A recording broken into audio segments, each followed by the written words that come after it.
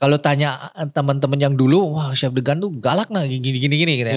Padahal galak sih kayaknya. Harus memang selalu buka mata, harus lihat ya, selalu bilang kita boleh nyuri, cuma nggak boleh nyuri pakai tangan, harus selalu nyuri pakai mata. Lihat dia bikinnya gimana, cara dia bikinnya, ambil itu ilmunya. Dan itu di dapur sih sangat berguna. Sangat berguna.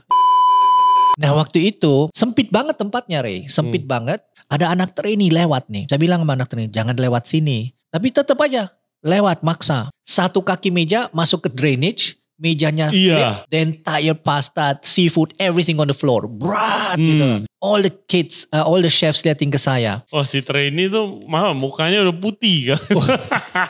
Putih.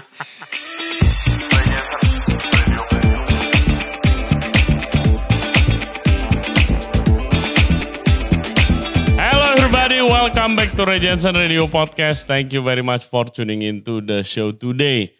Kali ini Chef Degan balik lagi ke podcast kita untuk ngomongin buku terbarunya. Degan Septoaji, sebuah perjalanan kuliner, Behind the Chef.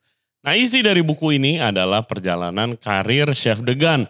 Mulai dari Jerman, di negara Eropa lainnya, di Bahamas sampai di Indonesia. Dan juga pelajaran-pelajaran penting apa yang dia sudah dapat di dalam karir dia. Nah bukunya ini bagus banget, kalian harus baca. Khususnya kalian yang ada di dan juga yang tertarik industri F&B. Nah isinya seperti apa aja kisi-kisinya kita akan ngomongin sedikit di podcast ini. Jangan lupa subscribe di Ray Jensen Radio. Kita ada di YouTube, Spotify, Apple Podcast, Google Podcast, dan juga Anchor App. Untuk further update cek Instagram kita di Ray Jensen Radio dan juga ada di TikTok. Without further ado, please welcome Chef Degan. Enjoy the show. The mighty Pak D is back. Halo Chef Degan. Apa kabar Ray? Baik. Thank you banget udah nyediain waktunya lagi. Berarti sukses podcast yang sebelumnya makanya bisa balik. Iya pasti dong. Nah di sini guys, Chef Degan itu baru publish buku nih. Degan Septoaji, sebuah perjalanan kuliner, Behind the Chef. Congratulations nih launching booknya. Terima kasih banyak Ray. Gue udah baca. Tinggal chapter terakhir. Wow. I have to say what a career, what a journey. Gokil. Dan gue yakin masih banyak lagi sebenarnya cerita-cerita yang nggak sempat dimasukin ke banyak banget buku, sebetulnya. Kan? Bisa 2-3 buku lagi Iya. nih. Stay tune guys. Details ya. Nanti berarti kita mulai dari kenapa Chef Degan decide untuk buat buku. That's actually a good question ya. Waktu itu memang, waktu itu saya sudah mulai bikin buku, tapi bukan buku ini. Jadi waktu itu kita mulai bikin buku kayak rencana mau bikin kayak coffee table book ya, yang lebih besar, tebal, banyak gambarnya di situ ya. Nah di situ tadinya mau bikin sedikit modern Indonesian cuisine ya. My version. Tadinya mau bikin gitu ya. Udah kita bikin foto syutingnya. Jadi fotografernya dulu di Perancis ya nggak. Orang Indonesia yang kerja di Perancis. Terus tadinya the writernya juga di sini di Indonesia. Terus along the way it didn't work out. Ya nggak. So ya udah. So akhirnya saya pikir ya udahlah, maybe it's not meant to be ya nggak. Okay. Terus jadi bukunya nggak jadi tuh? Nggak jadi ya? Yang coffee table book itu nggak jadi, we put on the side, udahlah. Terus sibuk dengan hal yang lain gitu. Kemudian Nike ketemu sama Bang Akmal ini yang nulis buku ini ya gak?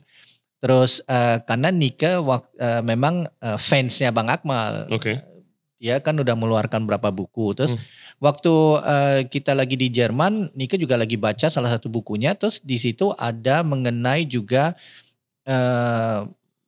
situasi-situasi yang di Jerman di dalam buku itu. Terus pas kita lihat, loh ini kan deket sini gitu loh. Pas kita research ngeliat, wah ini tepat banget nih buku ini, kok tulisannya, researchnya tuh bagus banget, tepat banget ya dengan lokasi-lokasi yang disebut di dalam buku dan memang ada dan deket rumah saya lagi ya kan waktu itu. Ya udah, terus di situ kita kenalan dan kadang kita foto waktu di Jerman ya nggak, bukunya dia. Terus wah, dia nyaut, terus kita akhirnya kenalan, kita jadi teman gitu loh ya nggak. Terus kita cerita, kok Chef Degan kenapa di Jerman, bla bla bla. tak cerita sedikit soal background gitu ya. Terusnya, wah kenapa kayak kita bikin buku aja gitu loh. Terus nggak kepikir loh Ray. Terus waktu itu, oh masa sih gitu, ya menarik ini gitu loh storynya. Oh ya udah, terus akhirnya kita pikir, ya why not? Why not doing something different gitu ya. Maksudnya kalau saya bisa menginspirasi chef-chef muda dengan perjalanan kuliner saya, at least I've give something back gitu loh. Jadi akhirnya pikirannya ke situ. Karena kalau kita bikin recipe book ya oke, tapi banyak sekali orang-orang yang bikin recipe book dan zaman sekarang ya jujur aja everybody looks for recipe di YouTube lah, di mana-mana ya nggak, ada banyak ya nggak, resourcesnya nggak kayak kita dulu gitu atau saya dulu gitu. Jadi sangat menarik. Jadi waktu itu oke, why not gitu loh. Terus research kayaknya belum ada yang bikin, lagi chef yang bikin kayak gitu. Why not lah, ya udah. But it has to be harus enak dibaca untuk yang nanti mau baca. Gitu. Betul. Ya. Very easy to read. You've read it. Very easy to read. Ya. Dan cuma sehari chef saya bacanya. Wow. Udah chapter terakhir. Speedy Gonzales man. karena seru gitu loh. Oke. Dan seperti chef bilang ya gampang, baca nggak berat gitu, nggak kayak lagi belajar. Jadi guys kalau nanti kalian beli buku ini, which I suggest, itu kayak chef ada belajar apa nih tentang kehidupan atau tentang komunikasi, tentang manajemen, terus dicontohin dari cerita dan pengalamannya begitu kan. Iya betul. Jadi I'm sure banyak yang bisa mengambil pelajaran dan inspirasi dari if you're reading this book. Semoga, karena gini Ray, saya seorang chef ya. Saya bukan dari background akademik ya. Maksudnya nggak kuliah sekian tahun gitu-gitu ya nggak punya S1, S2 atau kayak gitu ya nggak. Tapi you learn along the way ya nggak. Kita juga harus sedikit street smart ya untuk ambil logiknya ya nggak. Gimana saya bisa naik karir? Apa yang saya bisa lakukan supaya aku bisa one step ahead dibanding teman-temanku ya nggak. Nah kayak gitu loh ya nggak. Jadi hal-hal yang misalnya kita belajar dari hidup, belajar dari kesalahan, belajar dari lihat orang lain, belajar dari atasan kita, belajar dari orang tua kita. Jadi banyak sekali yang kita sebenarnya di situ, banyak sekali yang kita bisa ambil yang membuat kita lebih pintar dan semoga ya lebih sukses gitu. Dan salah satu yang paling menarik menurut saya itu chef kan tinggal di Jerman, di kota kecil. Iya betul. Ya kan? Ternyata desa kecil. Kerjaannya nyolongin jagung, nyolongin apel kayak gitu. Must be a fun time ya itu ya. It was a fun time man. Dan terus yang paling menarik buat saya itu ternyata di desa itu ada sejarahnya yang soal chef kan. Iya betul. Yes, iya, betul. Boleh gak chef ceritain nih ke listener kita? Jadi tuh di desa itu terkenal. Namanya apa chef desanya? Frankenfeld ya. Jujur aja Ray, saya juga sebelum pindah ke desa itu juga nggak tahu bahwa that village existed gitu ya. Nggak tahu. Saya tahu beberapa village tapi khususnya nggak itu gitu loh. Nah udah. Saya gede di desa itu dan di sana tuh ada satu gate ya. Gate-nya itu terkenal namanya Dampfnudeltor. Itu Dampfnudel itu kayak jenis kayak bakpao ya, nggak kayak pau lah, kayak bakpaunya sana Jerman gitu loh. Cara membuatnya juga saya waktu itu sempat bikin di YouTube ya, cara membuatnya itu gitu ya. Jadi itu kayak bakpao yang sebetulnya di pensil tapi di steam, pensil steam kayak bikin gyoza gitu loh. Ngerti nggak? Ininya pensir tuh kayak dulu terus baru kasih air terus ditutup. Persis kayak bikin gyoza gitu ya. Nah, zaman dulu di sejarahnya itu waktu itu kan perang 30 tahun itu yang 30 years war gitu di antara Protestan dan Katolik ya zaman dulu ya. Kemudian nah desa itu adalah orang-orang tentara-tentara Swedia yang masuk, artinya orang Protestan tapi dari situ masih Katolik. Terus akhirnya mereka lapar. Terus komandannya bilang kalau kalian nggak bisa memberi kita makan atau sesuatu yang membuat kita senang, kita bunuh semuanya yang ada di desa itu gitu. Nah itu ada satu bakernya, dia bikin bakpao itu. Jadi overnight lah dia bikin untuk berapa ribu tentara itu dia bikin bakpao. Jadi nah dia create makanan itu, mereka makan, mereka suka. Terus akhirnya nggak ada yang dibunuh, nggak ada yang diselamatin. Gara-gara itu mereka bikin gate-nya itu, ya nggak, Duck Keren. Noodle tuanya itu. Jadi ya, Keren sih. masuk ke histori sejarah. Iya. Ya saya di sana dulu waktu di sana nggak tahu juga, nggak ngerti juga, cuman lihat ada di situ, lihat gate-nya itu, suka nongkrong di situ sama teman-teman. Emang di belakang itu ada historinya. Ya, it seems so fitting gitu. Ya. Lu tinggal di situ. Iya benar. Iya kan, terus jadi chef juga sekarang. Betul, gitu kan. betul, lucu lah. Terus juga chef berkarir di sana, ya kan, waktu podcast kita sebelumnya chef udah pernah cerita soal pengalaman kerja di hotel Zupvals ya, saya nggak tahu bilangnya gimana.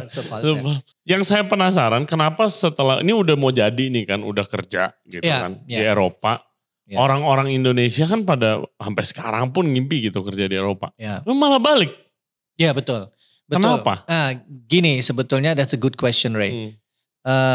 Itu juga satu maybe homesick ya. Maksudnya homesick, ada sedikit homesicknya, pengen mengenal lagi Indonesia karena lama nggak di Indonesia kan. Keduanya cuisine, karena gini. Waktu kalau kita di Jerman itu, zaman saya dulu, kalau kita mau belajar Asian cuisine itu susah. Kita harus ke kota. Ya. Dan di kota itu cuma Chinese restaurant itu semua Chinese restaurant yang sudah di Jerman, udah selera Jerman gitu ya, bukan Chinese restaurant asli gitu. Kemudian Japanese juga, yang namanya Japanese restaurant di tahun 80-an mana ada gitu. Sedikit banget, dan itu susah banget kita apalagi mau. Thailand dan Indonesia Thailand, ya. itu apalagi forget it gitu ya kan. Nah di situ sebenarnya ada keinginan juga, kalau saya pikir kalau saya balik ke Indonesia, saya belajar Asian cuisine. Mungkin juga lebih gampang karena hotel bintang 5 zaman dulu kan banyak outletnya, ya enggak? Di Indonesia atau di Asia seluruhnya kan kebanyakan hotel-hotel bintang 5 besar-besar punya outletnya banyak. Nah kalau kita masuk ke dalam situ bisa belajar banyak cuisine-nya, asal kitanya yang fleksibel dan kitanya mau belajar gitu, ya enggak?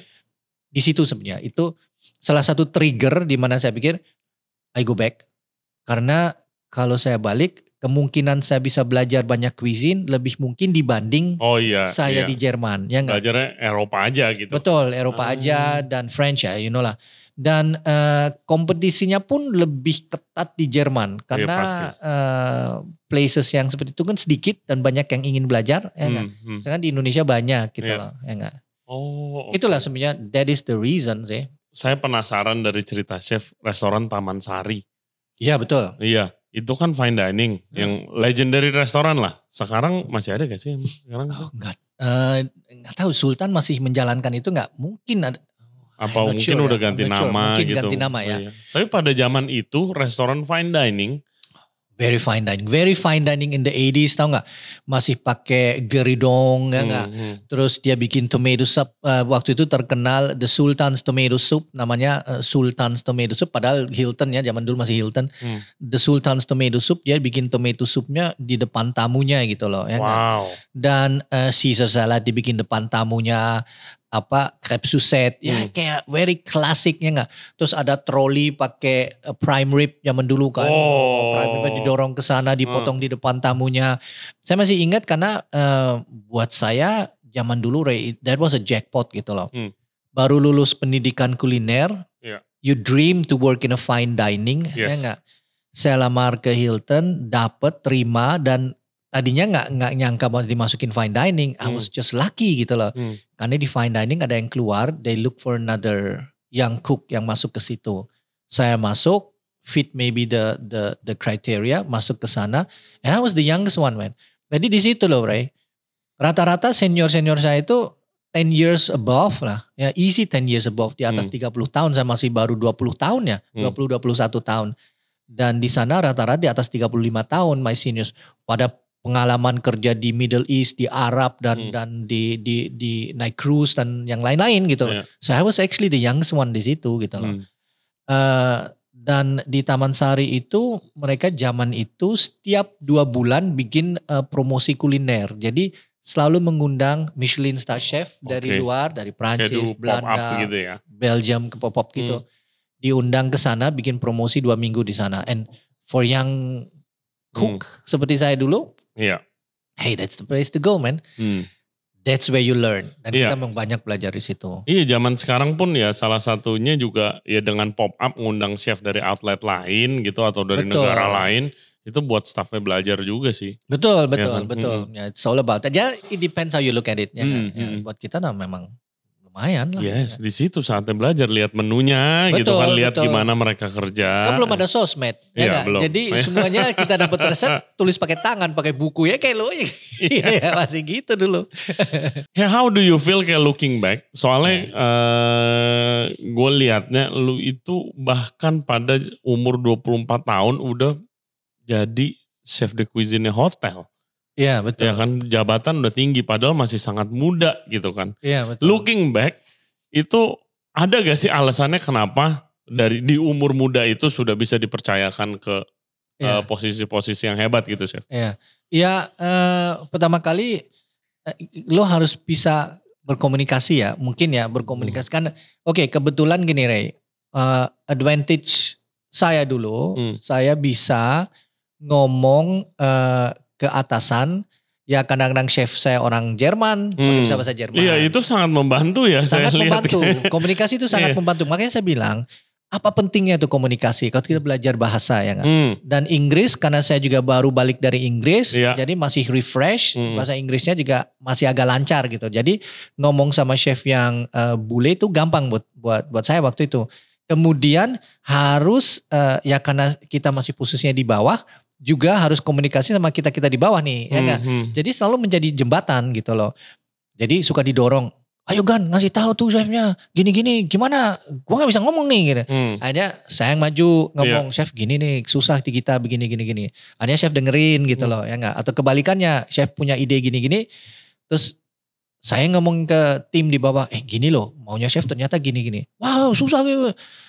Ya tapi maksud dia tuh gini. Oh gitu ya. Jadi si chefnya juga ngasih tahu tapi bukan mau nge-push anaknya, tapi di belakang itu maksudnya baik gitu loh. Ya nggak? Nah ini yang kadang-kadang dia nggak bisa menjelaskan ke bawah kan. Lost in translation. Lost in translation totally. Jadi disitulah akhirnya pick up dari sini, pick up dari sana gitu loh. Akhirnya menjadi jembatan lah most of the time gitu ya kan. Terus dari situ akhirnya ya kita juga harus mau belajar sih. Dan kalau udah jadi jembatan ya dipercaya lah biasanya. Akhirnya gitu dipercaya kan. Gitu. Di bawah dipercaya, di atas dipercaya gitu. Ya udah lu aja yang maju Gan. Nah kayak gitu kadang-kadang iya. Itu bener banget sih chef yang ngomong tadi. Gue dulu pernah ada restoran 2 Michelin Star ke Jakarta. Terus dia dari Madrid. Terus dia pop up di Plaza Indonesia waktu itu. Gue bantuin. Terus habis itu dia cuma bilang satu hal yang gue ingat sampai sekarang. Dia bilang kayak Ray, semua orang bisa masak lah. Di dapur semua orang masak enak. Betul. Yang harus belajar komunikasi. Iya betul. Itu doang. Betul. Dia bilang kalau mau jadi hebat belajar komunikasi. Betul. Gitu. Dan salah satu bentuk komunikasi itu belajar bahasa. Iya betul. Saya jujur rada sebel. Pada gak mau belajar bahasa Inggris. Kalau misalnya lihat staff-staff di luar hotel khususnya. Kalau saya kan dari dunia restoran. Iya betul. Wah kalau udah dikasih disuruh bahasa Inggris, belajar kayak bahasa Inggris udah gak mungkin tuh mau tuh. Iya. Kalau dari hotel kan suka ada training kan Chef kan? Betul. Dan penting banget bahasa itu. Penting banget. Ya sekarang gak usah gini waktu saya di Thailand ya dulu Ray. Di situ saya mikir memang bahasa itu penting. Gak bisa bahasa Thai. Kemudian tulisannya kan juga beda sama kita. Ya gak? Bukan tulisan Latin kan. Terus saya juga pikir komunikasi dan bahasa itu penting karena kadang-kadang kalau saya butuh steward ya datang ke restoran karena kita lagi kewalahan gitu ya nggak. Pas dikirim message dia nggak ngerti, ya nggak. Di telepon apalagi pakai bahasa Inggris kan nggak ngerti dia apa sih chef ngomong apa tadi. Kalau dikirim pakai bahasa Inggris dia nggak ngerti tapi dia masih bisa keliling tanya temennya untuk baca message-nya gitu. Tapi saya hanya sadar kalau gitu. Gue minta sama chief stewardnya ditulisin pakai bahasa Thai. Oke, Kalau gue mau bilang, gue butuh steward sekarang karena di sini lagi kewalahan. Tulisannya tuh gimana di bahasa Thainya? Dia nulis di HP ku gitu loh. Jadi tulis di HP saya, nulis, tak simpen ini. Jadi setiap kali ini tak kirim ke orangnya, langsung datang orangnya. Udah ada sistem itunya ya. Oke. Jadi ada stok tuh ya perkataan-perkataan ada beberapa sekarang betul, gitu betul. Kan. Kerja yang benar gitu. Betul banget kalau kayak gitu kan akhirnya kita kalau buat ini gue kirim yang ini, buat ini kirim yang itu gitu loh. Nice. Yeah. Berapa lama sih Chef total di Bangkok Chef? Bangkok 7 tahun. 7 tahun ya. Dari semua kerjaan Chef yang dari di hotel, belajar, terus habis itu Taman Sari, terus habis itu di Bali ada beberapa hotel juga, di Banyantri, di Bintan, di Bangkok, di seluruh dunia, di Bahamas. Iya. Yang paling berarti buat Chef yang mana Chef? Masing-masing tempat itu ada berarti sih, karena membuat kita juga lebih pintar, lebih humble, lebih mature gitu ya enggak? Karena banyak juga ya ada suka dukanya ya enggak? Dimana kita bikin kesalahan, misalnya di Bali gak berapa kali saya bikin kesalahan, masih muda lah, masih muda. Kayak kamu tadi bilang ya, 24 tahun, masih muda, masih energetik banget. Ngomong dulu baru mikir gitu loh, ya enggak? Jadi bentrok sama anak servis, bentrok sama ya gitu loh. Itu saya juga mengalami ya enggak, dimana kalau tanya teman-teman yang dulu, wah Chef Degan tuh galak nah gini gitu ya. Padahal galak sih kayaknya. Iya. waktu itu emang galak gitu ya enggak. Tapi di situ akhirnya belajar juga Ray. For what gitu loh. At the end ya enggak. Mungkin ya yang saya selalu cerita tuh Ray, suatu saatnya saya pernah dulu waktu di Bali. Waktu saya sama Ritz-Carlton dulu, saya nggak tahu di buku kayaknya nggak ada itu. Waktu saya sama Ritz-Carlton, saya masih executive sous chef ya. Terus kita ada eventnya di outlet Sami-Sami gitu ya. Sekarang Ayana nggak tahu masih ada nggak Sami-Sami itu. Nah itu di pinggir pantai itu, di pinggir cliffnya itu lo bisa lihat oceannya, keren banget itu ya. Masih ada sih. Masih ada kan? Masih ada. Nah saya waktu itu jadi ex-sous dan saya yang buka tempat itu. Ya, suatu saat kita ada tamu sekitar 50 guest lunch. Terus ada, saya masih ingat tuh ada set menu, appetizer, salad atau apa.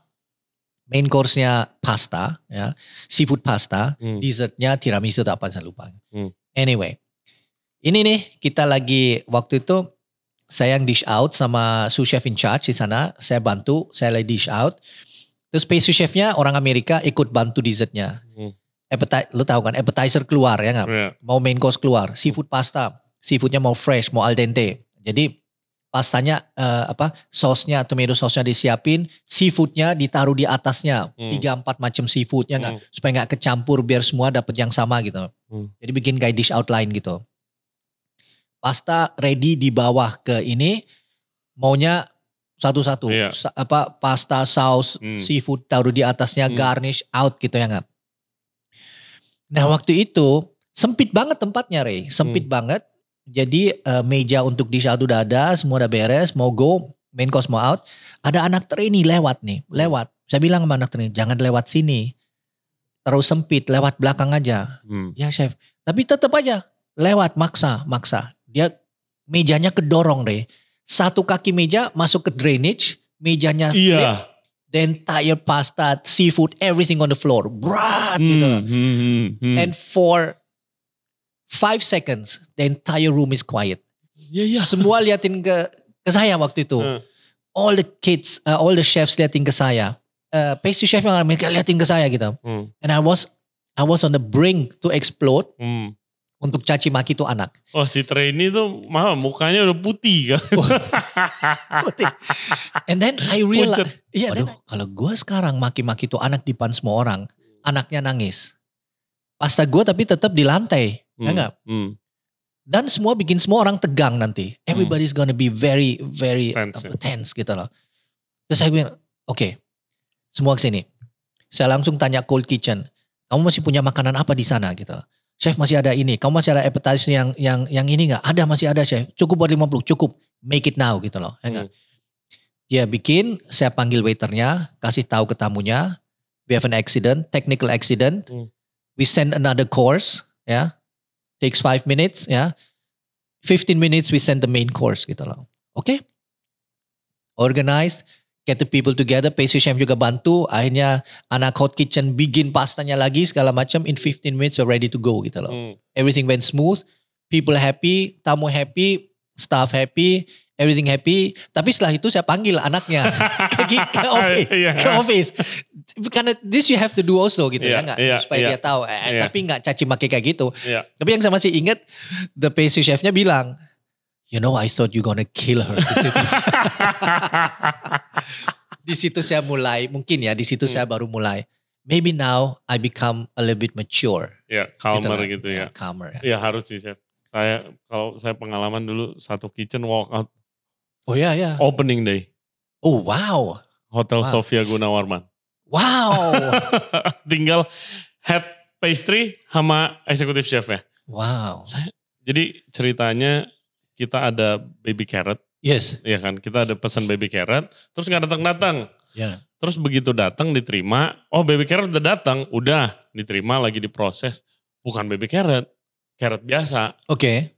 Yang saya sebel pertama kenapa diterima. Yeah. Yang kedua nggak bisa bedain baby carrot sama carrot biasa. Yang ketiga bohong.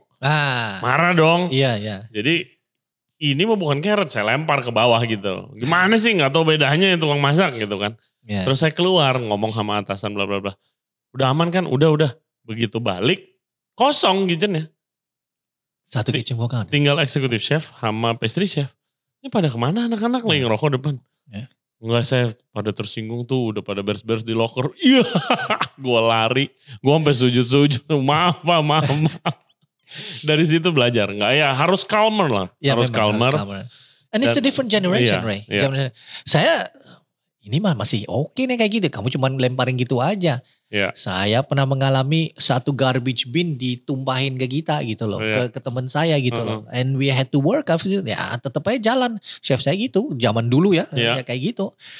Ya again, different generation. Ya enggak? So it's saya selalu bilang, once you are yourself become a leader, nanti akan jadi kepalanya and mengalami situasi kayak gitu.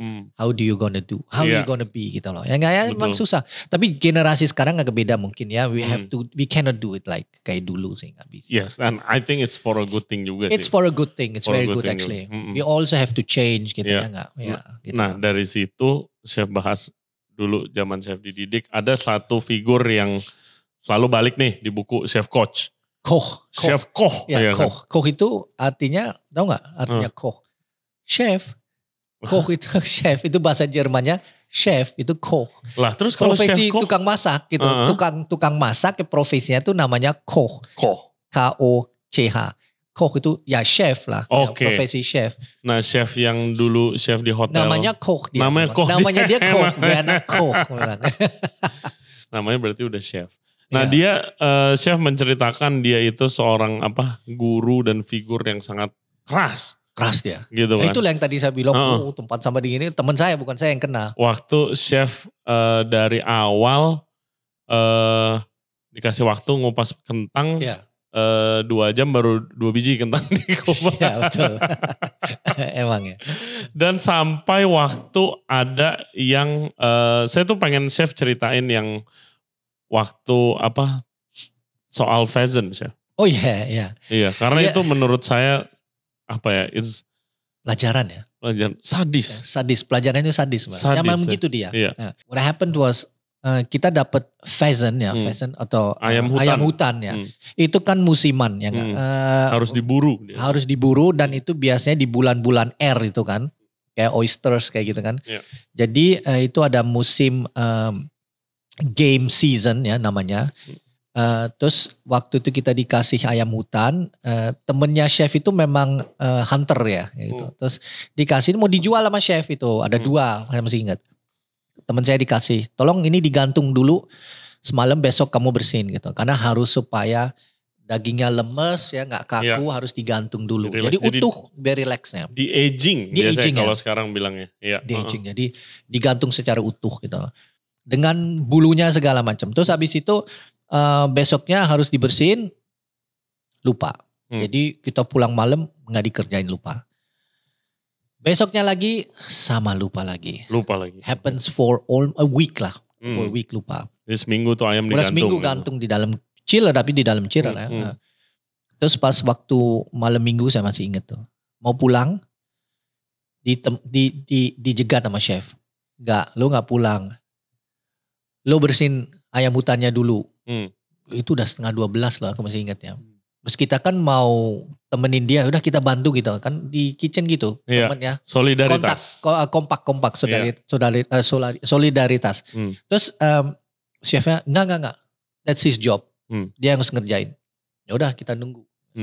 Ngerjain dia. Itu kan harus disiram air panas ya supaya bulunya bisa di ini kan. Iya.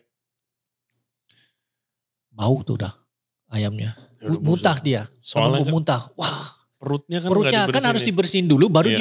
buang perutnya. Iya. Jadi selama lo cabut bulunya kan dia masih utuh. Iya.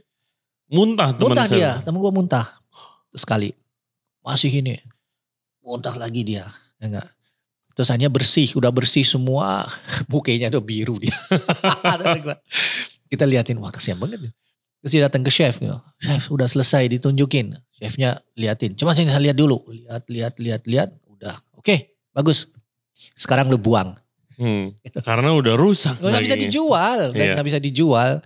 Nah di situ kita pada lihat, gila men. Sadis bener ini. Gue sampai kaget sih, gue merinding. Gila, gue bilang ini chef cold. Sadis banget. Tapi memang begitu. That's how you teach. Ya Yeah. Maksudnya, ya akhirnya setelah itu berapa hari kemudian dia cerita. Kenapa? Kalian ngerti kenapa saya kasih pelajaran gitu? Ya chef ngerti. Kita ada kesempatan untuk jual itu. Ya enggak? Jual ayam itu bisa isi dalam 4 porsi dia bilang, special for special guest. Nah, bisa kita jual, nggak bisa, kita nggak bisa, wasting time, wasting money. Iya, belum temennya yang ngeburu, belum temennya yang udah ngasih, kasihan kan dia udah ngasih. Kalau gitu kan mendingan kasih orang lain, akhirnya kebuang itu makanan yang akhirnya kebuang yang we should have, it was a kill with no purpose gitu, ya enggak, which is true gitu.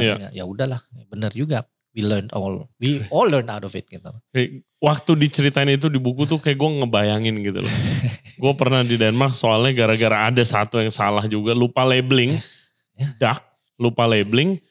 Jadi nggak tahu nih, maksudnya di age 2 minggu, tapi jadi nggak tahu ini dari kapan kan. Nah. Jadi si chef nggak berani nyajiin.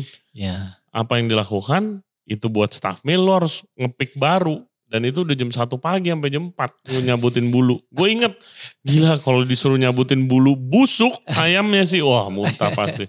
Crazy. Tapi juga Chef Koch adalah seorang figur, ada satu cerita lagi yang dia ngajarin sampai pagi ngajarin anak-anaknya bikin saus. Iya, gitu kan. apa aja. Jadi ke Chef Koch itu kalau seandainya kita datang sama dia ya, udah capek apa, kita datang. Chef, saya masih belum ngerti gimana bikin ini sausnya. I still don't understand gitu. Sini ambil bahannya. Saus apa sih? Kalau nggak salah saus Maltese dari Hollandaise, tahu nggak? Saus Maltese itu kan pakai orange, ya. Gimana? When do you put in the orange juice and the orange gitu loh? Yang waktu itu kan masih nggak ngerti, nggak salah. Itu kalau nggak salah tuh.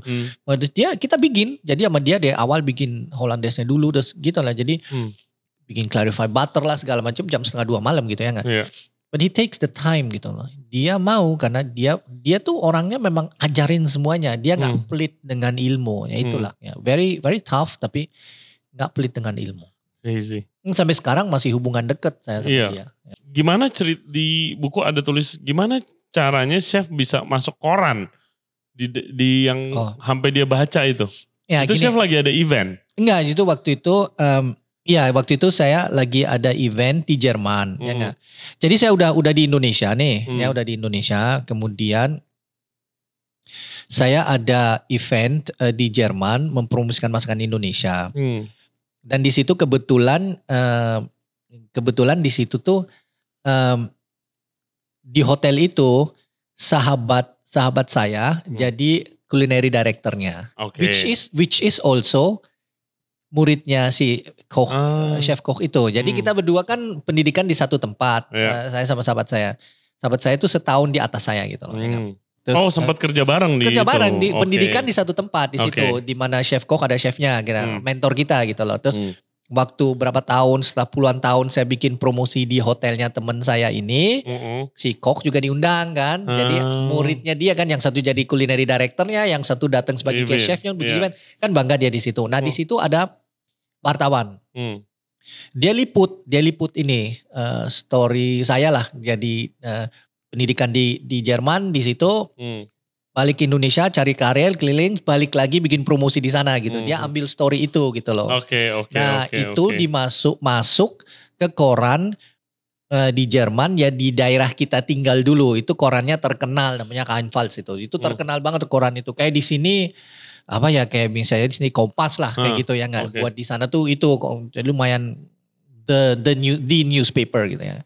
Nah itu masuk tuh satu halaman kalau gak salah, ada foto saya gede banget gitu. Foto saya lagi di kitchen saya di Cafe Degan dulu lagi sama anak-anak bersihin kangkung gitu loh. Dia ambil fotonya tuh keren banget, bagus gitu lah. Ini dimuatkan di situ, terus hotelnya disebut, si koknya disebut. Ya di situ dia nangis dia di situ.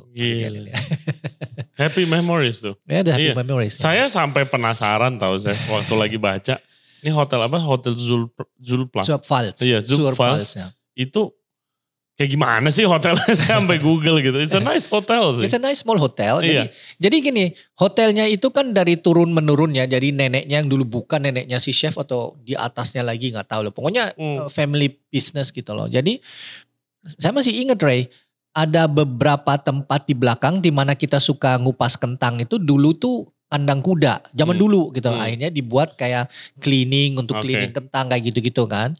Terus sekarang jadi spa loh. Sekarang ini udah sama mereka selalu dirombak, jadi di upgrade yang kamarnya cuma sekian, akhirnya lebih besar gitu ya enggak. Jadi it's real family business yang saya dulu waktu mulai apprentice, anaknya si Koch tuh 3. Yang pertama udah lahir, yang kedua juga udah lahir masih kecil, yang ketiga lahir waktu saya di apprentice tahun pertama gitu. Si anak ketiganya lahir, di bayi lah ya enggak. Saya pergi dia baru mau umur 2 tahun tuh anak kecil ini. Nah si anak kecil ini jadi chefnya sekarang. Kayak gitu loh. Jadi really family business gitu ya. Dan dia si Michael namanya, dia juga pernah datang ke Indonesia waktu kita di Bali, dia datang ke Bali sama istrinya. Kayak gitu loh ya kan. So I know them gitu loh. Dari kecil, dari lahir ya tahu gitu ya kan. Ya begitulah. Jadi it's a nice place gitu loh. It's nice family place gitu loh. Saya udah kesana lagi sama sering. Kalau ke Jerman sih sering kesana. Pasti main kesana, makan sana gitu ya. Going to. Waktu saya promosi masakan Indonesia juga di Jerman. Waktu sudah selesai promosi, timnya saya bawa waktu itu kesana. Saya tunjukin, ini dulu saya kupas kentang di sini. Kalau ini storeroomnya tuh ini gitu kan. It's old building kan. Jadi mereka lihat, oh di situ ya chef ya. Gitu. Ya emang sih apa ya, kita bilang apa kebersamaan kalau dibilang di dunia kitchen tuh. Karena service tuh udah kayak perang kan. Betul. Jadi kayak ada brotherhood. Betul. Dan kekeluargaannya tuh Band biasanya. Of brothers gitu ya enggak? Yes. Ya, kayak militer tuh kan. Selamanya gitu betul, loh. Betul. Ikatannya tuh selamanya. Kalau enggak burn bridges. Betul. Karena mengalami suka dukanya bersama gitu. Apalagi di apprenticeship kan berat-beratnya gitu ya. Karena disikat sama chef tuh barengan gitu. Chef, saya juga mau ngomongin tentang terms yang chef mention di buku. Itu mencuri dengan mata. Iya betul. Iya, itu chef dapat ajaran dari ayah chef kan. Bapak tiri saya Bapak dulu. tiri chef yang sangat keras juga ya, gitu kan. Keras, ya, tapi biarpun hubungannya nggak begitu baik, tapi bisa aja dapat pelajaran dari situ ya. Saya sebenarnya banyak pelajaran dari beliau itu dulu. Walaupun dia keras orangnya, sangat keras. Dan hubungan saya sama dia ya memang nggak deket gitu. Sayang tapi ya udahlah.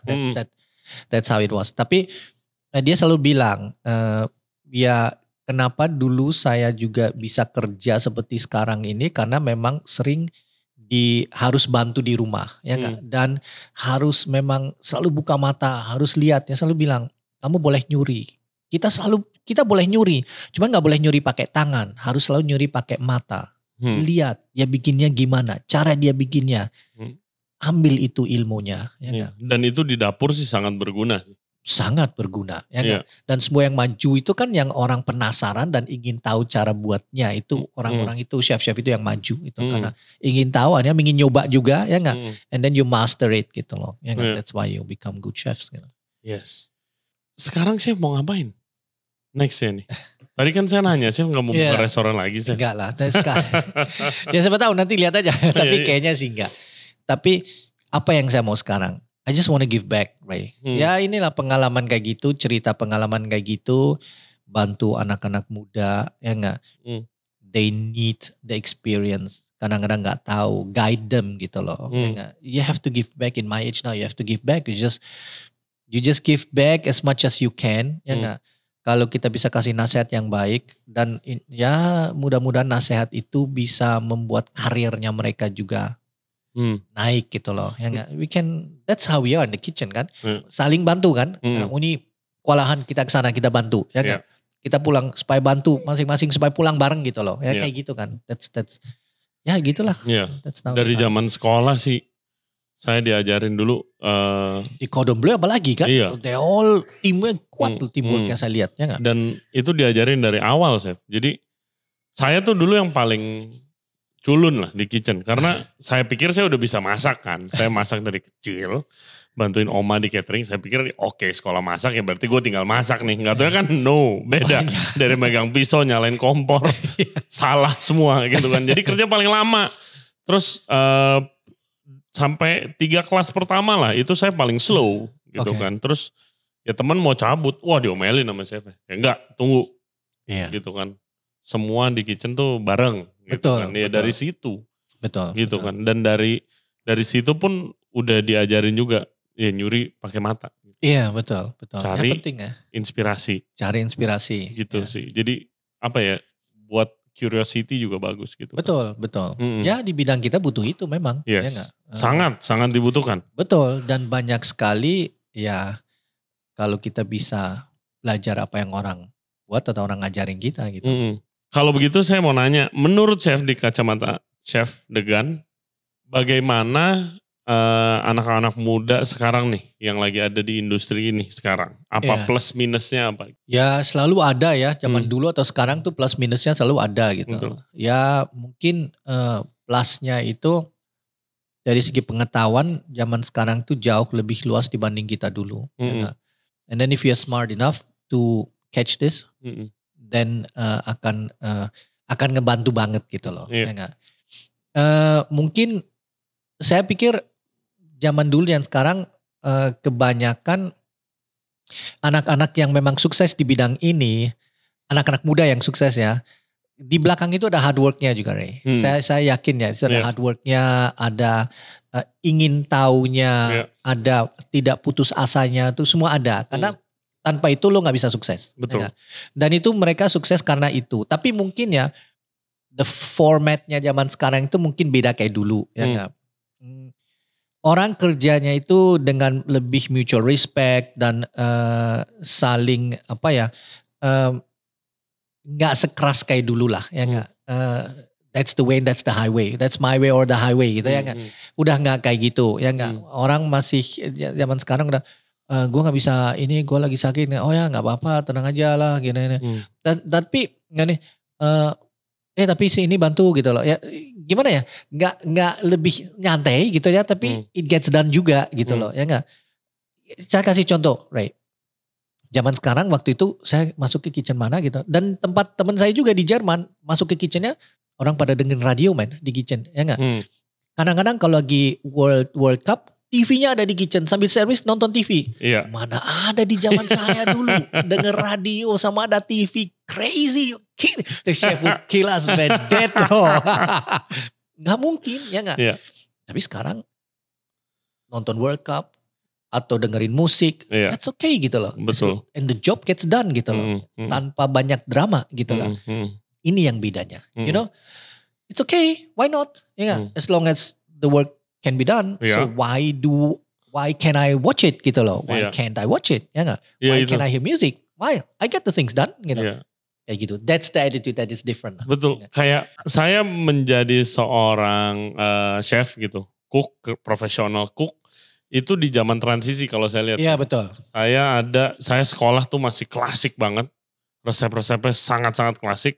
Udah jauh beda kalau saya lihat resep sekolah saya zaman sekarang sih udah gak ada yang saya pelajarin gitu kan. Terus saya masuk tuh di waktu di Paris itu di waktu the end of that era gitu, hardcore era gitu. Masih ada, tapi udah mulai berubah. Terus habis itu saya balik ke Indonesia, saya ada kesempatan lagi kerja di Denmark, dulu di Noma kayak gitu. Emang Ray, lu mau dengerin lagu apa? Hah? Iya. Hah? What? Ini masih ini Ray, teman saya cerita, dia masuk ke salah satu restoran, dia kerja di sana karena chefnya memang terkenal. Dan punya 2 Michelin ya, tapi memang chefnya agak eksentrik.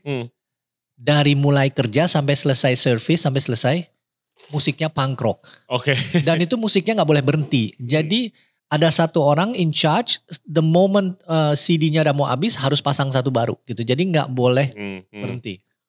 Yeah. See, different style. But 2 Michelin sih. Iya. Iya, siapa yang bilang salah? Saya bilang salah. Ya itulah. That's the difference. YouTube sekarang gimana, Chef? Dunia YouTube masih belajar ya. Itu juga buat saya ya baru, dan ternyata banyak sekali opportunity yang dulu saya nggak pernah tahu dan nggak pernah lihat gitu loh. Betul. Ternyata ya kayak misalnya tadinya bikin YouTube videos yang misalnya yang misalnya landscape ya, sekarang udah lebihnya yang yang berdiri portrait. Yang portrait, ya nggak? Jadi every time something is happening ya nggak, trends changes gitu loh. Kita pun juga harus cepet banget dan kita juga harus ikut supaya buat saya juga kenapa dia tiba-tiba ini what's ini, tapi ya memang I catch myself doing it juga gitu, nonton the short videos, lebih lama nonton short videos, nggak bisa berhenti nonton short videos. Betul. Oh ya bener juga ya. Oh maybe I have to change also, do something different gitu loh ya kan. Jadi di situ selalu ya kita harus punya open mind and open ourselves up to the new things ya, dengan hal-hal yang baru dan take it as it comes gitu loh. Ya enggak, belajar lagi ya enggak. So it's exciting ya enggak, right? Jadi even in my age gitu loh, I've seen all the hardcore stuff, the old school stuff ya enggak. Now I have to learn the new school stuff gitu loh. Ya enggak? It's exciting man. Yes. Oke, Chef, kita mau tutup podcastnya. I have a game. Quick fire question. Oke. Mau jawab atau enggak terserah, bisa bilang pas, tapi we will appreciate your answer. Namanya itu game You Better Know It. Jadi pertanyaannya semuanya mestinya Chef udah punya jawabannya. Oke guys, You Better Know It edisi Chef Degan Septuaji. Buset. Chef, who's your biggest inspiration? My mom. Your mom. My mom. Oh yeah, she's an amazing. Yeah, my mom. She's an amazing lady. Yeah, my mom. Walaupun I sometimes make her life difficult juga. Saya suka membuat dia kesel atau marah gitu karena saya suka ngeledek gitu ya, tapi she's my greatest inspiration, man. Oke, yang kedua, who's the best chef you work with? That's a good question, right? I learned from a Swiss chef, ada di buku ya. I learned how to motivate people, how to engage with people, how to bring the energy into the room gitu ya. Then I've learned from an Indonesian chef. I learned my fine dining. He taught me how to cook the proper way. Ya, Indonesian chef. And then from another Indonesian chef, saya belajar gimana mengorganize, ya enggak? Apalagi di Indonesia. Ya kayak tadi kamu bilang, dengan tim, dengan anak muda, ya dengan tim kita, budaya kita, gimana kita nge-organize tim kita supaya semuanya semangat gitu loh. Ya enggak? Terus basic I learned from Chef Koch gitu. Basic of in the kitchen gitu ya I've learned.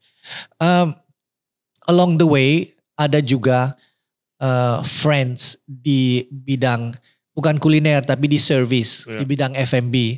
Saya lihat mereka gimana mereka ngomong sama tamu. Gimana dia kok bisa masuk ke satu ruangan tiba-tiba langsung start a conversation just like that gitu loh. Itu crazy to see sih. Pertama juga kayak hebat banget. Kok bisa gitu loh ya enggak? And it's all about confidence ya enggak? Ternyata pas saya tanya, kamu mulai gimana? Ya ngomong aja, tanya dia dari mana, terus habis itu dari situ aja cuacanya di sana gimana, and then you have a conversation. Wah gila men, cuma segitu doang gitu lah. Ya. So kayak gitu-gitu ya nggak. And these are friends gitu. I've learned from friends. I admire one of yang saya admire, since you say who is a very good chef. My friend, my best friend, Henry Fried. He's my best friend in the as a kitchen. Kita apprentice bareng dulu, yang jadi kitchen director di sana. Okay. Baru kemarin saya ngomong sama dia gitu loh. Di situ saya baru sadar bahwa dia berubah. Dia beda sama yang saya kenal dulu ya. Karena kita muda ya enggak. Gayanya anak muda stubborn, heads against the wall, segala macam gitu ya enggak. Terus you learn out of it ya enggak. Sekarang dia sebagai chef yang rangkul semuanya, dia nggak banyak ngomong, dia ngasih nasihat itu yang bagus banget, yang mendidik, yang contohnya ya, saya waktu itu lagi di Jerman, ikut promosi masakan Indonesia di sana, terus mereka punya event khusus, saya bantu dish out di eventnya mereka, ya nggak. Terus waktu itu lagi agak spare time sedikit di antara dishes, terus stewardnya kewalahan banget, and he's the director of kitchennya ya, he goes to stewarding. He cleans the plates sama anak stewardnya, bantu dia ngatur-ngatur plate-nya. Terus saya cuma liatin aja. He's the number 2 lah di kulinernya. Dia ke sana, dia bantu cuci piring segala macam gitu. Tanpa ngomong apa, he just does it, so it's out of the way, done, and bantu the guy. And that's it, you know. It doesn't matter who makes it and who works it. Still the work needs to be done. It doesn't matter which position you are gitu. Exactly. It has to be done, and then do it together. Nggak usah I'm a position in this position. Itu nggak penting gitu. Ya nggak. Best meal you ever had? Oh, difficult to say. Let me tell you a meal which I always remember. Ya nggak. Waktu itu saya lagi di Bangkok, diundang kita beberapa chefs. Beberapa 5-star hotel chefs pada diundang, salah satu supplier ke Mandarin Oriental. Mereka lagi ada pop-up, ada promotion yang masak Thomas Keller. Thomas Keller masak. Oke. Saya selalu penasaran makanan dia, belum pernah makan. Sangat humble orangnya. Dia datang ngobrol sama kita dulu, terus we found out, ternyata dia bilang, hey gimana chef, baik? Oh I'm still tired. Kenapa tired? I just cook dinner for the queen katanya. When? Last night. What do you mean last night? Yeah, the queen came when everybody left. Jadi queennya datang jam 12, so dia bikin 8 course dinner. Baru selesai jam 6 pagi. My God. Senaknya aja nih ratunya. terus langsung dia langsung dia masak buat kita gitu kan. Terus ada satu dish ya Ray, yang dia bawa. Namanya oysters and pearls. Itu one of his signature dishes. Yeah. I remember it from the book. Yeah. Okay, oysters and pearls. So you had this cream soup, foam cream soup. Ada oyster di atasnya. Terus di atasnya lagi ada caviar gitu. So and it's like a cream soup. So you put your spoon inside, you eat it. You take the caviar, take the soup, and you eat it. Put in your mouth. And all of a sudden you, oh my God man, the caviar is so big and so teksturnya luar biasa enak dan gede. Ternyata pas kita gini lagi, ternyata di dalam supnya ada sagu mutiara. Ngerti gak? Jadi sagu mutiaranya tuh gak ada rasanya. Tapi bikin persepsi orang kaviarnya jadi lebih banyak. Itu benar he play with our mind gitu. Wah gila, genius. Terus waktu itu ada 1 course lagi, 2 course saya ingat ya. 1 course lagi, itu ikan turbo. Di atasnya itu ada mousse ya, which hampir nggak kelihatan Ray, mousse-nya nggak kelihatan. Di bawah satu piring, di bawahnya sausnya hitam, ya nggak. So waktu di bawah ini tuh, you can smell the squid man, you smell squid ink, you smell the squid. Oh, lihat sausnya hitam, wah gila man, itu pasti rendang banget nih sausnya, squid ink sausnya ini ya nggak. Udah, all the chefs what they do first, take the spoon. Coba sausnya kan, pas coba sausnya semua mukanya kaget. Perrigo truffle, black truffle. Terus sausnya tuh black truffle, jadi bukan ink, bukan squid. Jadi di atasnya turbo itu ada kayak squid mousse ya. Itu Tipis sekali. baunya. Itu baunya Ray. Biar Jadi, orang nggak ngira gitu. pas makan itu truffle, black truffle, luar biasa. Itu he played with our mind, kita cuma wah, pada lihatan gila ya cuma gini doang. Different level. Different level. Di situ saya lihat different level. Walaupun kelihatan simple, but you know simple is not simple ya. Yeah, deceptively simple justru yang itu. Luar susah. biasa. Di situ saya selalu ingat gitu. Wah gila nih Thomas Keller. Why has 3 Michelin star 2 places ya? Iya. Jelas. Karena ini. Kalau gitu next, the best dish you ever make. You make thousands of dishes pasti kan. I think the best dish I ever made is always the dishes where I can make my mom and my wife happy. My wife lebih gampang lah ya nggak, makan masak apa aja dia seneng gitu ya nggak. Tapi my mom more critical karena she's a very good cook, very good cook ya nggak. So whenever saya bikin satu dish, terus mama nyoba, terus makan, enak. Ini bener enak. Mama saya tuh panggil saya Junge. Jadi Junge itu kayak boy, ya nggak, bahasa Jerman ya. Son ya, boy lah, lebih boy. Junge, ini enak banget. Enak juga. Berapa kali ngomong gitu, oh berarti enak memang ya. Mama bikin enak, ya udah berarti enak. Tapi karena she's a big critic, karena mama kan makan nggak enak, ini kurang ini, wow, cerewetnya luar biasa gitu ya nggak. Tapi kalau udah dapet yang bener enak ya di situ tuh saya pikir my best dishes are the ones that you can make somebody, always when you make somebody happy lah ya. Tapi khususnya your loved ones ya, the mom, karena the mom is the biggest critic gitu loh. Iya, iya. Oke, last question. Kalau nggak jadi chef, jadi apa? Good question man, that's a very good question. I always want to be a pilot, I always want to be a soldier or something, tapi nggak kesampaian karena fisik dan jadi pemain bola waktu itu. Pengen juga pemain bola, tapi ya there's no future lah gitu ya. Apa ya kalau saya pikir-pikir ya, mungkin tetap di dunia kreatif gitu loh, ya nggak. Photography I find pretty, sempet dulu saya juga banyak motret dulu ya.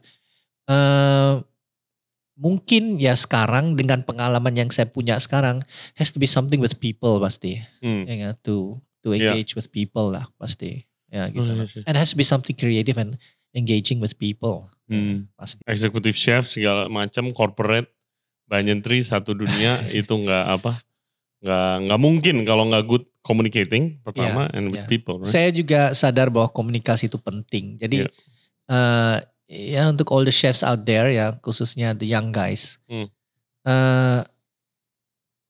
invest ke communication ya, belajar komunikasi ya, in any form gitu. Karena memang itu penting ya nggak. Kalau kita communicate ngomong sama orang, cara nulis ya, itu penting gitu loh. Karena lihat aja communication tanpa HP, tanpa kita server mati, kayaknya dunia mati ya nggak. Karena we need to communicate. That's the needs of every human being gitu ya nggak. Makanya masak itu penting, good cooking itu penting, ya nggak. Knowing your product dan lalala penting, tapi komunikasi sangat penting. Exactly. Dan khususnya udah di posisi atas sih chef. Karena masaknya makin minim, komunikasi melulu. Ya betul. That's so true ya. Yes. Aduh, Chef Degan terima kasih banyak untuk waktunya. Sejujurnya sih catatan saya masih banyak nih ya, tapi udah mau sejam kita. Nanti balik lagi lah Chef kalau boleh, gitu. Boleh. Anytime Ray, for you saya anytime. yakin masih banyak cerita yang bisa Chef ceritain di sini, di-share ke listener kita. Banyak banget. Sukses Chef untuk bukunya dan juga untuk kesibukannya sekarang, content creating dan yang lainnya. Terima kasih. Jadi Chef Degan tuh pernah masak mulai dari bawah banget, di bukunya ada diceritain. Satu kentang aja 1 jam guys. Ngupasnya ampun dah. Sampai Chef Degan tuh masak di salah satu restoran paling legendaris di Paris, Café de la Paix. Iya betul. Gitu kan. Kalau masak di sana lagi ajak saya Chef. Ayo. That can be another session, Café de la Paix. Yes, Café de la Paix. That's another session. Chef di Bahama kita belum ngomongin. Iya kan? Banyak sih. Another session. Next month kita bikin lagi. Oke. Oke, Chef Degan, terima kasih. Terima kasih banyak, dan sukses selalu ya, Chef. Sukses juga untuk podcastnya. Oke guys, thank you very much for listening dan juga yang udah nonton podcast kita kali ini sama Chef Degan Septoaji. Jangan lupa beli bukunya nih. Degan Septoaji, sebuah perjalanan kuliner behind the chef. bisa kontak Chef Degan di Instagram Degan Septoaji dan juga subscribe di YouTube channelnya Behind the Chef. Betul. Yes. Terima kasih banyak. Banyak inspirasi buat chef-chef muda di sana.